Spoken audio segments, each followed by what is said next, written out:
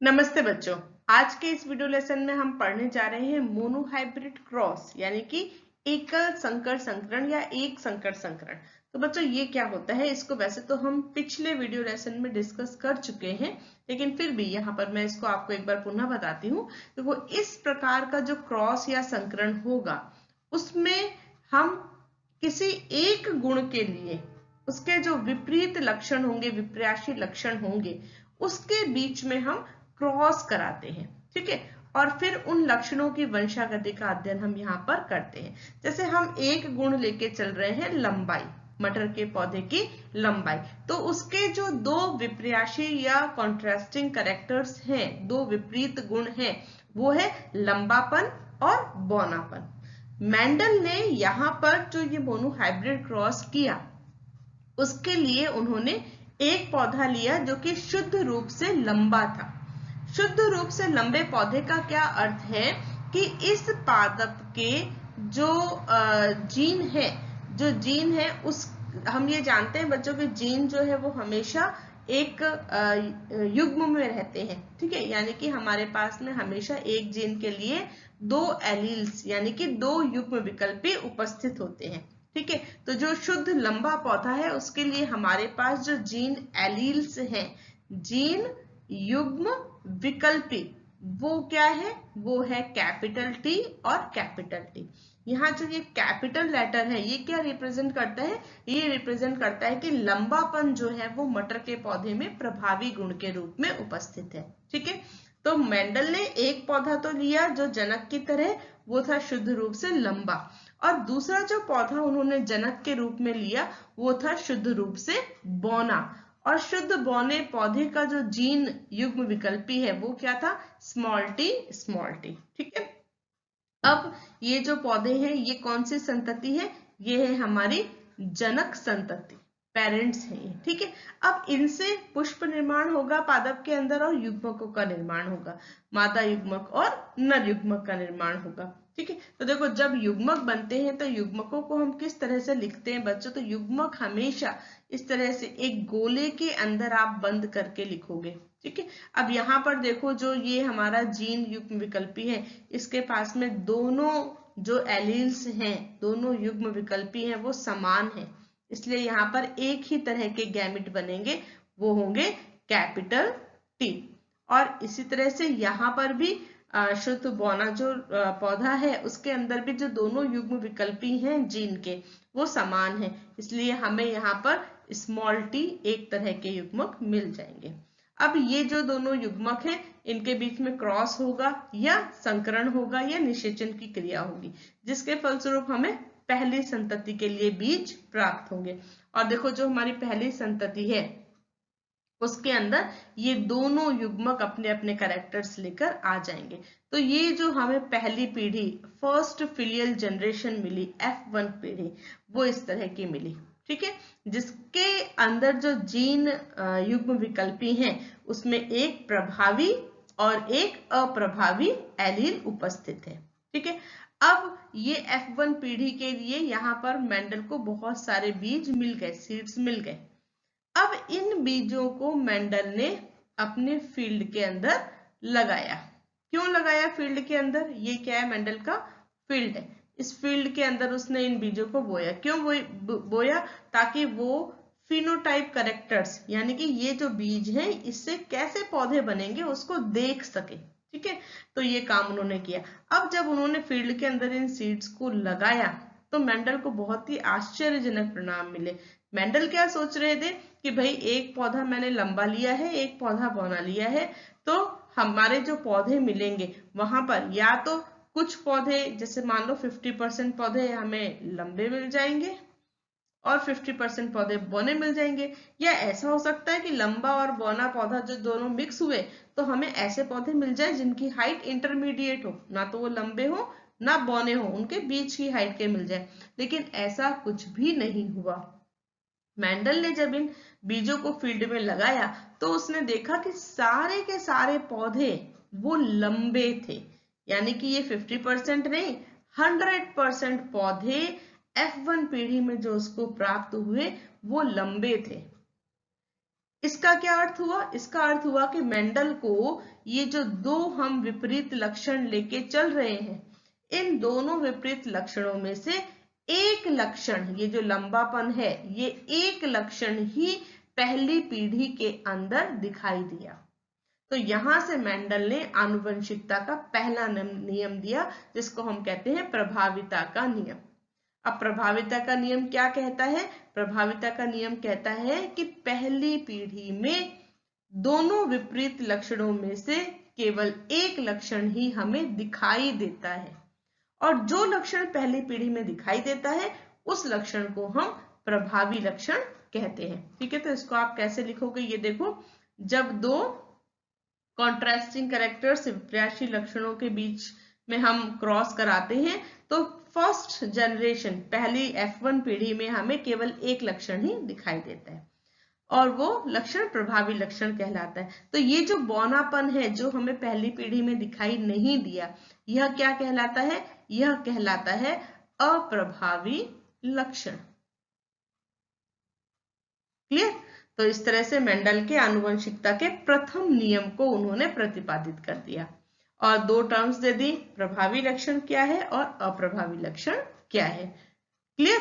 चलो, अब मेंडल ने आगे क्या किया कि ये जो F1 जनरेशन मिल गई, पूरे सारे पौधे लंबे थे, तो मेंडल ने सोचा कि भाई इस बौनेपन का जो जीन था, अप्रभावी लक्षण का जो जीन था, उसका क्या हुआ? वो कहाँ चला गया? पहली पीढ़ी में तो दिखाई दिया नहीं, तो वो कहाँ चला गया? तो इसके लिए मेंडल ने क्या किया, अब ये जो पौधे थे, इन पौधों के अंदर मेंडल ने स्वपरागण होने दिया, जो नेचुरली होता है नेचर में, स्वपरागण होने दिया, और इसके बाद में इन्होंने वापस यहाँ से जो भी बीज बने उनको कलेक्ट कर लिया। ये जो सीड्स बने, ये उसके लिए F2 जनरेशन के लिए बीज तैयार हो गए। ठीक है, तो इस तरह से फील्ड के अंदर F1 पौधों की सेल्फिंग कराई। तो चलो आगे चलते हैं। देखो, ये हमारे पास में जनक संतति है, पेरेंट्स। कहाँ से आए ये पेरेंट्स? ये हम लेकर आए हैं F1 जनरेशन में से। अब ये जो जनक है, देखो इनके बीच में सेल्फिंग हो रही है नेचर में।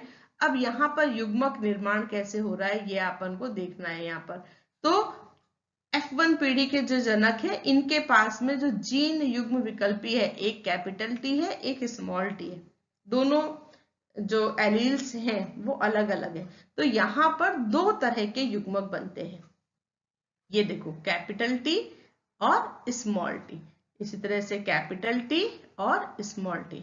अब इनके बीच में क्रॉस हो रहा है, इनके बीच में क्रॉस हो रहा है, तो उस क्रॉस को कैसे प्रदर्शित करना है, हमें कितनी तरह के पौधे मिलेंगे, है ना, उनका जीन प्रारूप कैसा होगा, उनके अंदर कौन कौन से जो ये युग्मक हैं दो तरह के, तो कौन से युग्मक उनके अंदर पहुंचेंगे, ये सारी चीजों को ग्राफिकल, एक ग्राफ के रूप में प्रदर्शित करने के लिए आर.सी. पुनेट ने एक पुनेट स्क्वायर दिया, जिसको हम चेकर बोर्ड भी कहते हैं। ठीक है, उसको भरना हमें जरूर सीखना है। तो उसको बनाते कैसे हैं बच्चों? जैसे हमारे पास में अभी दो तरह के युग्मक है, तो हम इस तरह का एक 4 ब्लॉक्स का चेकर बोर्ड बनाएंगे, या इसको पुनेट स्क्वायर कहेंगे। अब इसमें हम क्या करेंगे बच्चों? इसमें हम हमारे जो ये गैमेट्स हैं, इन गैमेट्स को हम यहाँ पर लिखेंगे। लिखा कहाँ जाता है?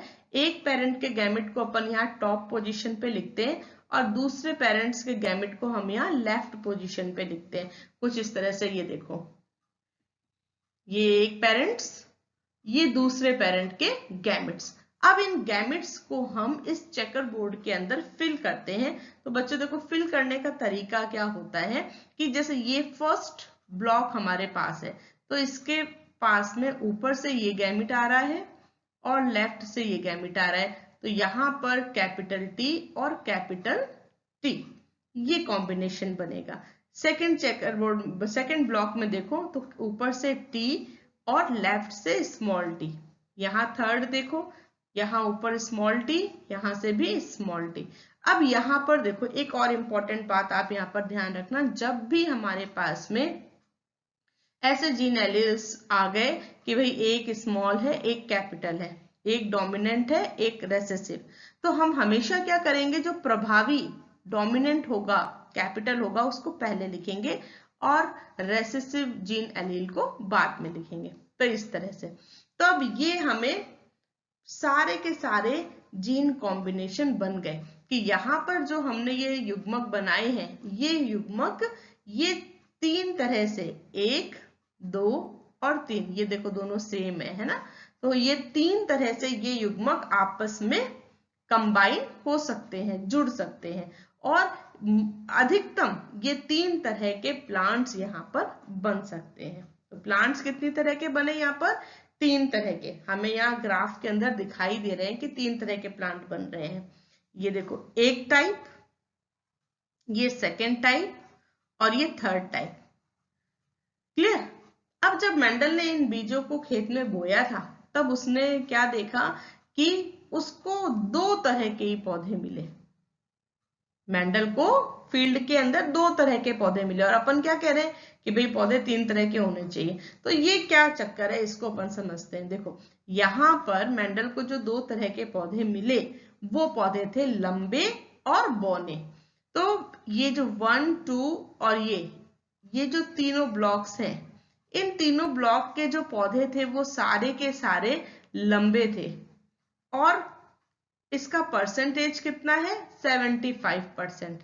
1, 2, 3 और केवल ये जो 25% पौधे थे ये अप्रभावी लक्षण को प्रदर्शित कर रहे थे। तो यहाँ पर मेंडल ने 2 अनुपात हमें बताए। पहला अनुपात उसने बताया लक्षण प्रारूप अनुपात। लक्षण प्रारूप क्या है कि भाई खेत में देखने पर हमें कितनी तरह के पौधे दिखाई दे रहे हैं। तो ये अनुपात उसको मिला 3:1, यानी कि जो भी पौधे हैं उसका 75% तो डोमिनेंट है, प्रभावी है और 25% जो है वो अप्रभावी लक्षण को प्रदर्शित करेगा। और दूसरा अनुपात उसने इस गणितीय चेकर बोर्ड के बेस पे दिया, वो था जीन प्रारूप अनुपात कि जेनेटिकली ये जो लंबे पौधे हैं ये देखो आप जेनेटिकली 2 तरह के हैं, है ना। तो इसके आधार पर उसने जीन प्रारूप अनुपात दिया, वो था 1:2:1। एक पौधा ये वाला, ये कैसा है? शुद्ध रूप से लंबा। फिर 2 पौधे कैसे हैं? 2 पौधे हैं अशुद्ध लंबे और वापस एक पौधा कैसा है? शुद्ध रूप से बौना। तो इस तरह से मेंडल को जेनेटिकली 3 तरह के पौधे मिले और यहाँ पर जो लक्षण F1 पीढ़ी में दिखाई नहीं दे रहा था, बौनापन, वो भी यहाँ पर मेंडल को दिखाई दिया।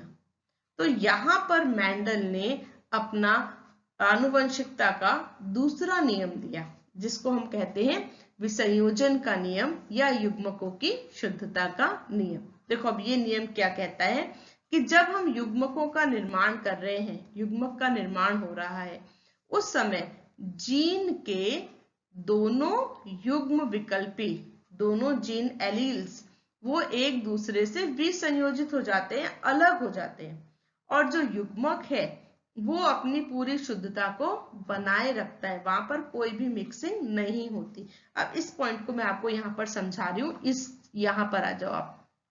ये हमारा पेरेंट है और इसके ये जीन एलील्स हैं, जीन युग्म विकल्पी। जब युग्मक बने तो क्या हुआ कि ये दोनों जीन युग्म विकल्पी एक दूसरे से अलग हो गए, विसंयोजित हो गए।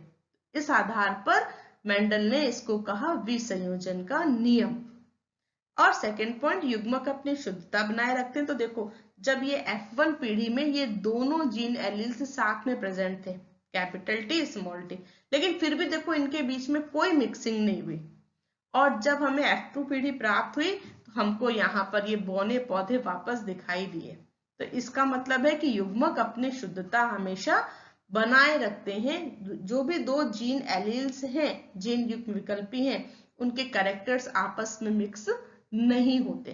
तो युग्मक बनते हैं तो वो वापस एलील्स अलग हो जाते हैं और वापस जैसे ही उनको मौका मिलता है, जैसे यहाँ पर दोनों टी को साथ आने का मौका मिला तो उन्होंने अप्रभावी लक्षण को प्रदर्शित कर दिया।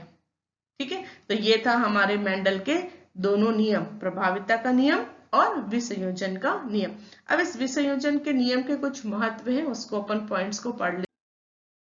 देखो फर्स्ट पॉइंट, ये जो नियम है ये हमें बताता है कि भाई जीन्स होते हैं, है ना, तो यानी जीन्स का जो कंसेप्ट है, संकल्पना है, उसकी ये पुष्टि करता है। नेक्स्ट देखो कि जीन वंशागति की इकाई है, यानी कि एक पीढ़ी से दूसरी पीढ़ी में लक्षणों को लेके जाना है तो कौन लेके जाएगा, कि जीन्स ही उनको आगे से आगे लेकर जा रहे हैं। हालांकि जो जीन शब्द है ये मेंडल ने नहीं दिया था, मेंडल ने जीन्स को कारक कहा था, फैक्टर कहा था। ओके, नेक्स्ट पॉइंट देखो, जीवों में कोई भी लक्षण है, प्रत्येक लक्षण वो इन जीन्स के द्वारा ही नियंत्रित होता है। और प्रत्येक जीन के 2 युग्म विकल्पी होते हैं, जैसे अभी अपन बात कर रहे थे ना, ये अगर हम लंबेपन की बात करें, लंबाई, तो ये देखो लंबेपन के लिए एक तो कॉम्बिनेशन ये हो सकता है युग्म विकल्पी का, और दूसरा ये हो सकता है। ठीक है, तो यानी कि प्रत्येक जीन के 2 युग्म विकल्पी होते हैं और एक जोड़ी विपराशी लक्षणों का नियंत्रण करते हैं, जैसे लंबापन और बौनापन। और ये जो जीन के युग्म विकल्पी होते हैं, अगर ये एक साथ रहते हैं तो भी सम्मिश्रित नहीं होते, जो भी अपन ने विसंयोजन के नियम के साथ में बात करी, वे आपस में इनके कैरेक्टर्स, जैसे ये दोनों एक साथ में प्रेजेंट है, दोनों अलग अलग जीन एलील हैं, लेकिन फिर भी इनके जो लक्षण हैं वो मिक्स नहीं होंगे।